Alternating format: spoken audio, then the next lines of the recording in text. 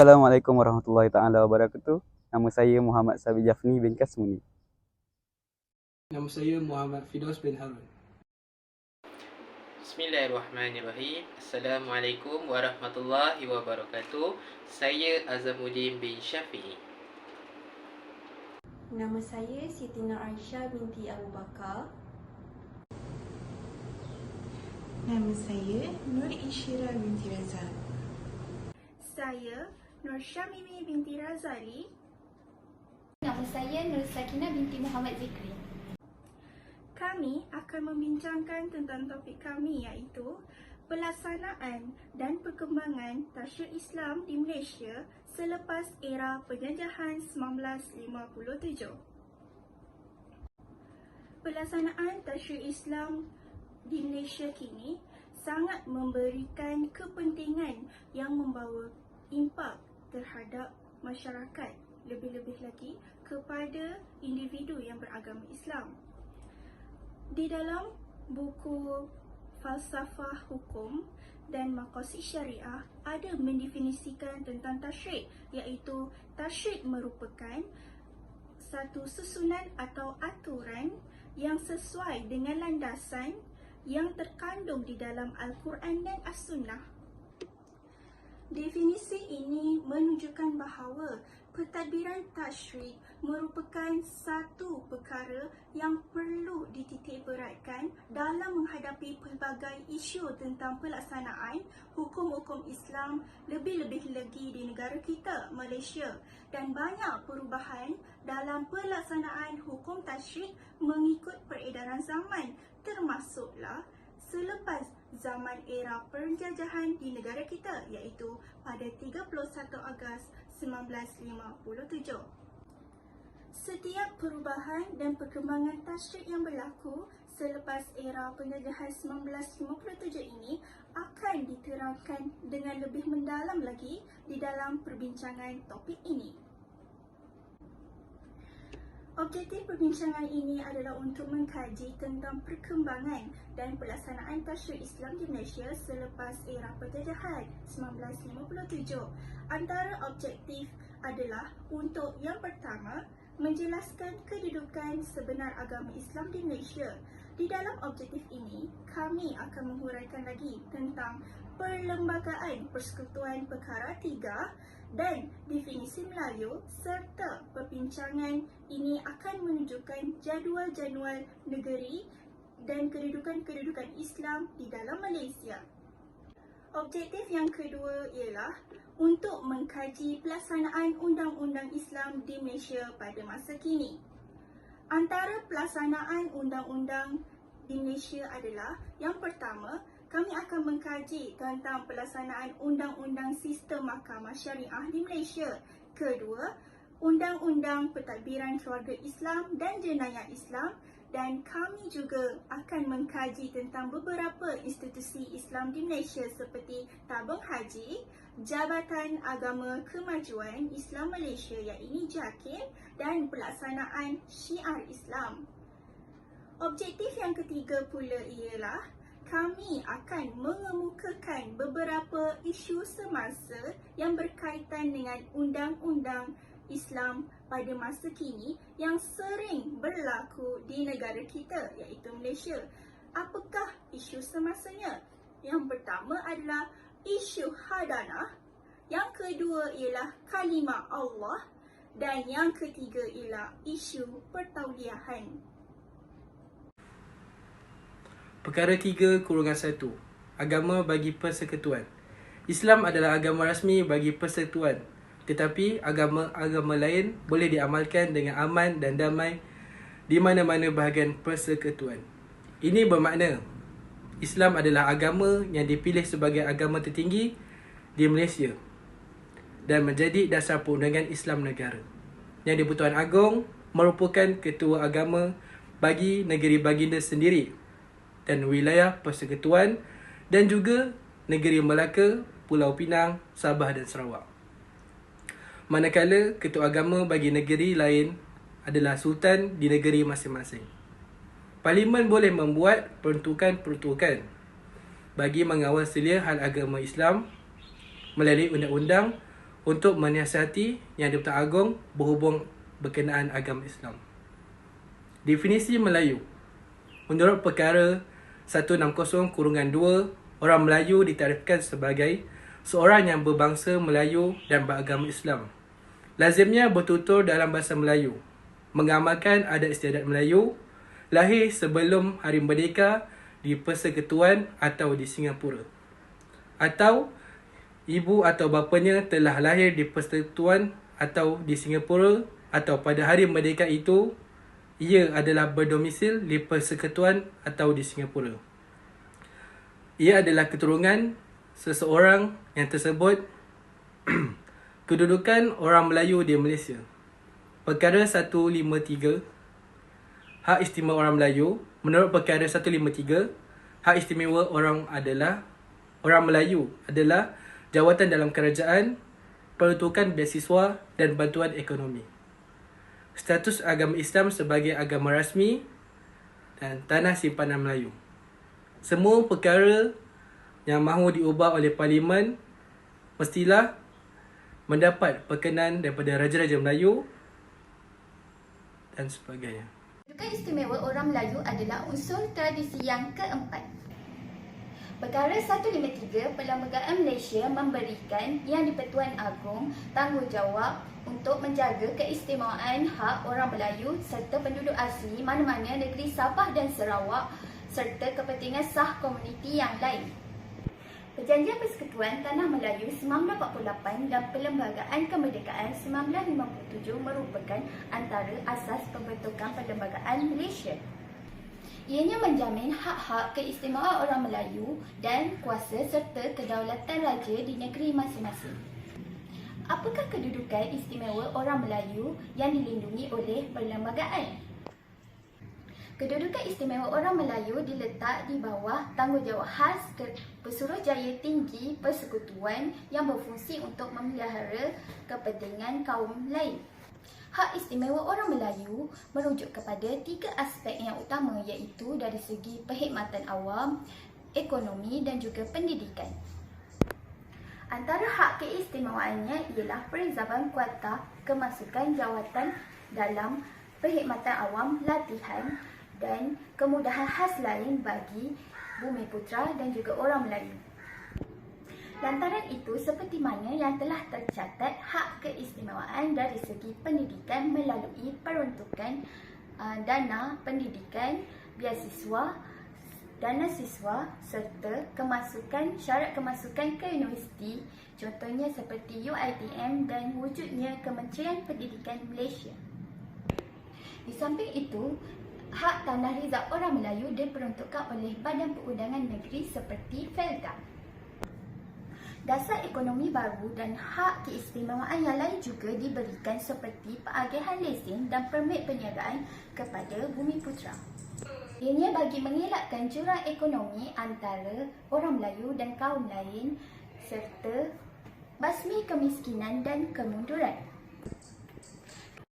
Pelaksanaan Undang-Undang Islam di Malaysia, terdapat 2 sistem perundangan yang terdapat di Malaysia, iaitu Mahkamah Sivil dan Mahkamah Syariah. Dan di sini saya akan tekankan tentang Mahkamah Syariah. Mahkamah Syariah berada di bawah bidang kuasa negeri-negeri seperti yang termaktub di dalam jadual ke-9 Perlembagaan Persekutuan. Apakah perkara yang terdapat di dalam jadual ke-9 Perlembagaan Persekutuan, iaitu Undang-Undang Keluarga Islam, Wakaf, Zakat dan Jenayah Islam. Dan kini Mahkamah Syariah berada di bawah enakmen Undang-Undang Pentadbiran Negeri-Negeri. Undang-Undang Jenayah Syariah, jenis kesalahan ini hanya melibatkan kepada orang Islam sahaja. Dan kesalahan ini berbentuk dengan kesalahan akidah, kesalahan kesucian agama dan institusi, kesalahan kesusilaan dan kesalahan pelbagai. Kesemua kesalahan ini mempunyai terhad hukumannya, iaitu penjara tidak melebihi 3 tahun atau denda RM5,000 atau sebatan tidak melebihi 6 kali sebatan ataupun mana-mana gabungan antara hukuman tersebut. Dan kesalahan ini telah termaktub di bawah enakmen kesalahan jenayah syariah negeri-negeri. Manakala undang-undang keluarga Islam adalah perkara yang melibatkan kepada perkahwinan, nafkah, penjagaan anak iaitu hadanah dan perkara-perkara lain. Kesemua negeri telah menghubal undang-undang ini tersendiri seperti enakmen Undang-Undang Keluarga Islam Negeri Johor tahun 2003. Lembaga Tabung Haji merupakan sebuah institusi keuangan Islam yang terkenal di Malaysia. Kebanyakan umat Islam menggunakan medium ini sebagai pusat penyimpanan wang bagi tujuan tertentu. Antara pelaksanaan undang-undang Islam di Lembaga Tabung Haji ini adalah: yang pertama, Lembaga Tabung Haji ini sebagai pelopor utama mengukuhkan ekonomi umat Islam. Yang kedua, Lembaga Tabung Haji memperkenalkan portal e-tijari bagi memudahkan proses secara atas talian. Dan yang ketiga, Lembaga Tabung Haji merupakan medium pusat pelaburan Islam yang utama. Seterusnya, pelaksanaan Undang-Undang Islam di Majlis Tilawah Al-Quran. Majlis Tilawah Al-Quran sering kita dengar atau tonton di kaca televisyen maupun secara realiti. Antara pelaksanaan Undang-Undang Islam di Majlis Tilawah Al-Quran adalah: yang pertama, mempunyai hakim yang adil dan mencukupi.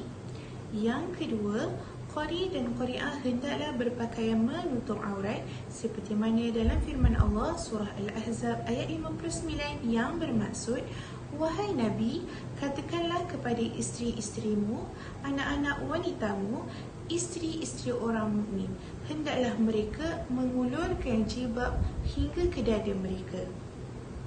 Dan yang ketiga, Majlis Tilawah Al-Quran tidak membenarkan mana-mana peserta perempuan menyertai pertandingan dalam keadaan uzur syar'i. Seterusnya di bahagian saya yang kelima itu adalah kes kajian dan undang-undang Islam pada masa kini, iaitu kita nak mengetahui tentang isu-isu semasa yang terkini. Pertama sekali tentang berkaitan dalam isu hadanah, yang mana hadanah ini bermaksud hak pengasuh, iaitu hadin ataupun hadinah dalam penjagaan anak bagi ibu bapa yang telah bercerai, yang mana di antara mereka bertanggungjawab mengasuh ataupun menjaga seseorang yang tidak mampu menguruskan diri sendiri dengan cara yang mendatangkan kebaikan kepada anak tersebut. Yang mana dalam syiar Islam, dalam undang-undang Islam yang seperti mana yang kita tahu, secara automatiknya dalam isu hadanah ini boleh diberi kepada hak penjagaan kepada si ibu. Namun, terdapat beberapa syarat untuk diberikan kepada hak penjagaan si ibu. Pertama sekali, anak itu mestilah berumur daripada 7 hingga 8 tahun ke bawah. Kedua, syaratnya mestilah si ibu mesti tidak berkahwin dengan suami baru. Jika berkahwin dengan suami baru, maka hak penjagaan itu boleh beri kepada si ayah. Ketiga, mestilah si ibu tinggal di tempat yang sama, iaitu tidak lebih daripada tempat musafir. Dan yang keempat, si ibu tu mestilah bekerja di tempat yang baik ahlaknya. Jika si ibu bekerja di tempat yang tidak baik, maka hak penjagaan boleh diberikan kepada si ayah. Seperti mana kita tahu, isu-isu hadanah yang telah dibangkitkan pada masa kini adalah berkaitan tentang isu nafkah sehari hidup, pendidikan dan pelajaran anak-anak. Yang mana kita tahu, hak penjagaan diberikan kepada si ibu, namun si ayah tidak boleh dikecualikan kerana berkaitan dengan sara hidup, pendidikan dan pelajaran anak mesti diwajibkan oleh si ayah. Si ayah patut memberi nafkah, wajib memberi kepada mereka. Kedua, penentuan agama. Dalam penentuan agama, mahkamah tidak boleh menentukan, si anak menentukan agama. Yang mana ditentukan agama untuk anak itu adalah si ibu dan si ayah. Dan yang ketiga, lawatan anak. Walaupun si ibu itu ada hak menjaga anak tu, tapi yang lain boleh melawat seperti si ayah ataupun keluarga-keluarga yang lain. Dan yang keempat, tempat mukim kanak-kanak, hak melancong dan bermusafir bersama anak-anak. Yang mana ini pun sama lebih kurang kepada berkaitan tentang lawatan anak. Seterusnya, isu yang sedang dibangkitkan sekarang ini adalah isu kalimah Allah. Baik, pada 23 Mei tahun 2023 di negeri Johor, Sultan Ibrahim, Sultan Negeri Johor telah menyatakan fatwa, telah menegaskan bahawa kalimah Allah ini hanya digunakan oleh masyarakat Islam sahaja dan masyarakat bukan Islam tidak boleh digunakan kecuali dalam lagu bangsa Johor. Seterusnya, pada 19 Mei 2023, Perdana Menteri kita yang baru ini iaitu Tan Sri Anwar Ibrahim juga telah menyatakan bahawa isu penggunaan kalimah Allah ini telah diputuskan dalam Majlis Raja-Raja Melayu dan Kerajaan sejak tahun 1986, yang mana telah menyatakan kalimah Allah ini hanya digunakan oleh masyarakat Islam sahaja dan masyarakat bukan Islam tidak boleh digunakan di Semenanjung Malaysia, melainkan di negeri Sabah dan Sarawak mereka boleh menggunakan kalimah Allah bagi yang bukan Islam. Sekian itu daripada saya. Pentauliahan. Pentauliahan ialah pelantikan ataupun kebenaran daripada pihak berkuasa untuk menyampaikan ilmu ataupun ceramah kepada ahli masyarakat. Kebelakangan ini, timbulnya isu hangat berkaitan pentauliahan penceramah bebas khususnya di Malaysia telah menimbulkan tanda tanya bahawa adakah wajar tindakan pihak pegawai agama Islam mengikut negeri masing-masing untuk menyekat kegiatan penyebaran agama Islam di Malaysia ini. Namun, perlu kita lihat pada dasar dan tetapan Jabatan Agama Islam Malaysia khususnya yang berpegang kepada mazhab Syafi'i bagi memastikan kelestarian serta kesucian agama Islam terpelihara dengan cara mendapatkan pentauliahan yang sah daripada Majlis Agama Islam negeri masing-masing. Kesalahan mengajar agama tanpa tauliah telah disebutkan pada Seksyen 11 AKJ-WSP 1997 seperti mana berikut bahawa mana-mana individu yang mengajar ataupun orang-orang yang menyebarkan agama Islam tanpa tauliah mengikut Seksyen 96 Akta Pentadbiran, individu tersebut boleh disabitkan kesalahan tidak melebihi RM5,000 ataupun didenda penjara selama 5 tahun ataupun kedua-duanya sekali. Berdasarkan peruntukan Undang-Undang Syariah Islam dan telah dikemukakan elemen-elemen yang perlu dipenuhi bagi orang yang disyaki ataupun OYDS bagi disabitkan sebagai pesalah. Yang pertama, kegagalan mengemukakan sijil ataupun tauliah mengajar agama. Yang kedua, dilakukan di tempat awam. Yang ketiga, perkara yang disebarkan hendaklah perkara berkaitan agama. Kesimpulannya, perkembangan dan pelaksanaan tasyrik di Malaysia pada era selepas penjajahan 1957 dapat kita simpulkan berlakunya revolusi dan transformasi dari sudut undang-undang Islam ataupun syariah Islam di Malaysia yang mana sentiasa menjaga kelestarian serta memelihara agama Islam daripada dicabuli oleh anasir-anasir jahat. Akhir sekali, saya mengambil petikan daripada Sayyidina Abu Bakar As-Siddiq, aslih nafsaka yuslih nakan nas. Perbaikilah diri kamu, maka orang lain akan membuat baik kepada kamu.